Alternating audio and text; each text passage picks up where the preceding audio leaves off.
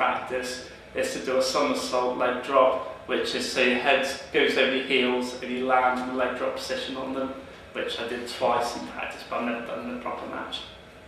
Okay. What else can I ask you? Did you was you backstage waiting for your match to commence? Was you in like, the locker room with anybody? Yeah, I've been backstage for the shows I've wrestled in and promoted. It depends from promotion to promotion. I've been backstage at 3 events, and some backstages are well organised. Everybody knows who's going out next. They put thought into the running order. You'll have little groups backstage because it's like at school. If you've got a school class, you've all got your little pockets of cliques and who's friends with who. And that's the same backstage at a wrestling show. You'll have people that'll hang out with certain people backstage, and that's just the way things are. But then you'll also, if you're scheduling a match with somebody, you'll then sit down beforehand, work out some of the things you're going to do and what you plan to do in the match. Which for me, I had to have a lot of that. I sat down for about 30 minutes solid when I was wrestling with the guy I was wrestling with to go through what we plan to do. It takes, even a 5-minute match can take an hour of planning beforehand to execute properly.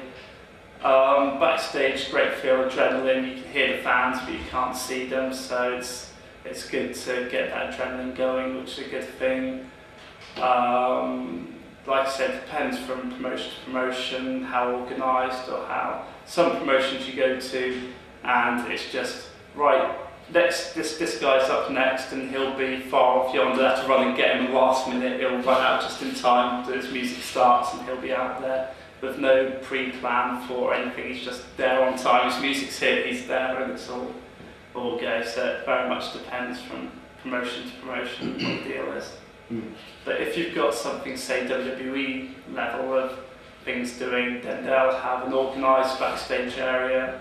They'll have separate locker rooms, although some will be in groups, and there'll be a lot of writers, producers, stagehands running around backstage, and there'll be producers organising, and really it's a military provision there because it's so well organised. It has to be when you're doing 2 hours of live TV and 2 hours of recorded TV each week.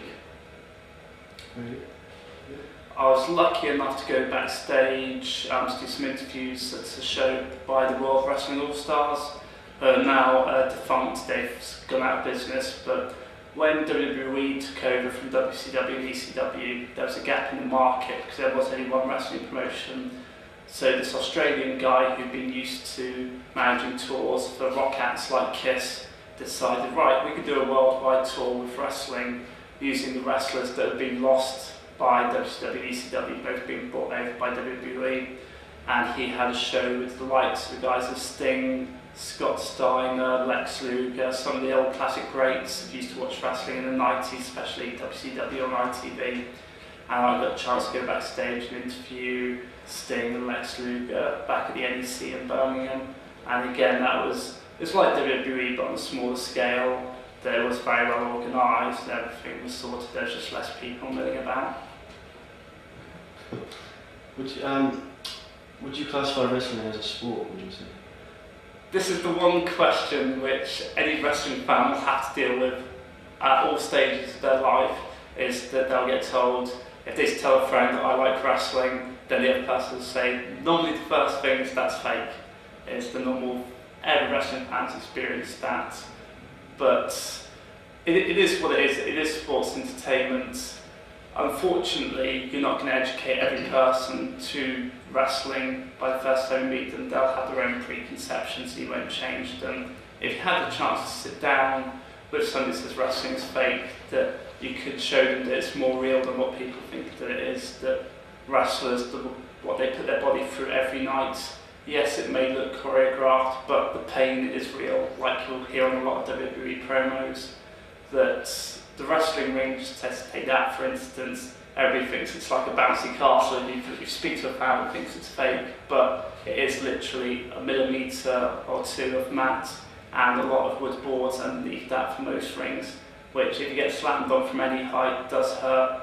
Wrestlers know how to limit the pain, limit the situations of hurt they're putting themselves into, but there are things which can't be faked, like you can't throw somebody onto a concrete floor and fake it. There is no way to land properly and not have that hurt. but wrestling back, if you go back to 1950s, 60s, that was the most well kept secret. They wouldn't let anybody from the outside world know. It was treated as a sport, it was promoted as a sport, it was carried on a lot of sport networks next to boxing events and other, especially American sports, that we put next to those in the schedule. But now it is very much more storyline based, more entertainment based, and on more entertainment channels than it is sport channels. That instead of back in the 50s, 60s, they'd have hour-long matches and it'd be more than matches and there wouldn't be much comment or before or after shows. Now, if you watch an episode of Raw and had a stopwatch and recorded how much time they're actually in the ring, to how much time doing backstage segments, so they're talking on the microphone, that would outweigh the amount of wrestling that goes on in the ring.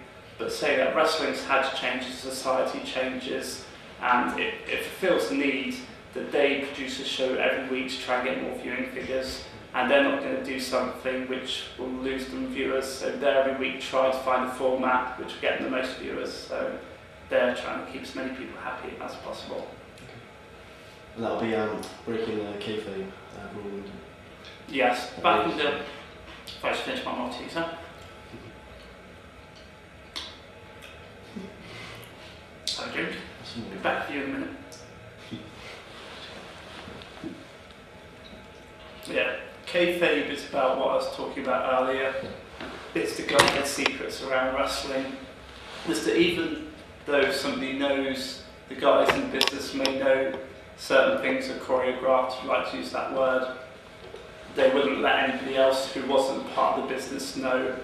And it was quite a boys' club, everything was behind closed doors, and you had to get their respect and pay your dues before they would bring you into the kayfabe circle. And it's only with modern times, it's like with the paparazzi in Hollywood, that more celebrities have their personal lives exposed to the press. Wrestling was never going to survive the media boom, the paparazzi boom, that they were all... It was better for the wrestling industry to come out and say what it was, rather than the media putting stories out there which were sensational. Although they always will, it's better for the wrestling promotions to try and preempt that, which they did to some success. Do you have any memories or knowledge of when this rule was first broken? Many people, if you research Wikipedia or if you check many wrestling books, many different people will say when this rule was broken, there was a claim it was this person, that wrestling promotion. But it's like any secret, there'll always be somebody who wants to tell it, because a lot of people to promote businesses, like I worked with a wrestling promoter for a long while, he's a good friend of mine called Alex Shane, who's currently working with TNA, WWE's own competitor, and he'd ring people up that he knew that were in wrestling circles, and if he were to get some publicity on websites and newspapers, he'd ring up journalists and say, this is happening, and then at the end of it he'd say, but keep it a secret. And when he said that, he didn't actually mean for them to keep it a secret. He said that at the end because if you tell somebody something's a secret, they're more likely to go and tell somebody else, because that's just how we're built as human beings. And so that's how the wrestling business broke from kayfabe, is that of course every secret will out. If it's a secret that nobody's heard of before, people are going to want to know. But the most, for kayfabe on a big scale, the breaking of kayfabe, everybody cites, I believe it was somewhere between 95 and 97, Vince McMahon went on an episode of Raw. For all of you that don't know, Vince McMahon is the chairman of the WWE, the largest wrestling organisation in the world. He went on one of his live television shows and said along the lines of, he directly addressed the audience in the arena and at home by saying that we think as viewers you're tired of getting your intelligence insulted, of having the cliched good guy against the cliched bad guy.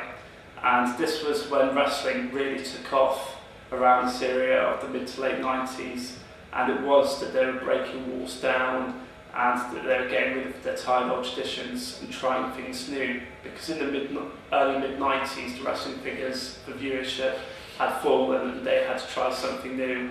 So WWE, WWF at the time tried to keep hold of the secret songs they could, but when they actually broke it, then the viewers went through the roof.